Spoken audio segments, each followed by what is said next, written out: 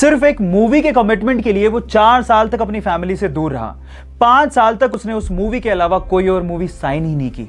उन 5 सालों में बहुत सारे एडवर्टीजमेंट के ऑफर थे, लेकिन उसने एक भी एडवर्टीजमेंट का ऑफर एक्सेप्ट नहीं किया। हालात ये थे कि 5 सालों में वो बैंकरप्ट हो गया था।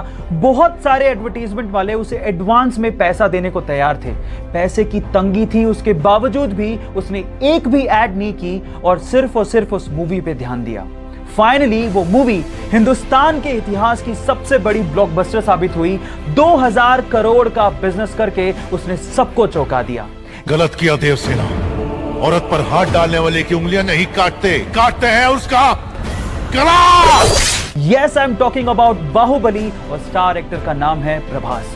सो गाइज, सीखने लायक ये है, if you are committed towards anything you will be successful one day. जब 1965 में पाकिस्तान ने भारत के खिलाफ जंग शुरू कर दी तो तब के प्रधानमंत्री श्री लाल बहादुर शास्त्री जी ने सेना के हाथ खोलते हुए कहा कि तुम ईंट का जवाब पत्थर से दो। लेकिन इस बात से नाराज होकर अमेरिका ने भारत को धमकी देना शुरू कर दिया और कहा कि अगर भारत ने जंग बंद नहीं की तो अमेरिका से आने वाला गेहूं भारत को नहीं दिया जाएगा, वो बंद कर दिया जाएगा। इस बात से लाल बहादुर शास्त्री जी ने सबसे पहले अपने रसोइये को कहा कि तुम अब से सिर्फ एक ही वक्त का खाना बनाओगे, और उसके बाद देशवासियों से अपील की कि वो अब एक ही वक्त का खाना खाएं, क्योंकि हम लोग एक वक्त का खाना खा लेंगे लेकिन यूएस की धमकियों के आगे झुकेंगे नहीं।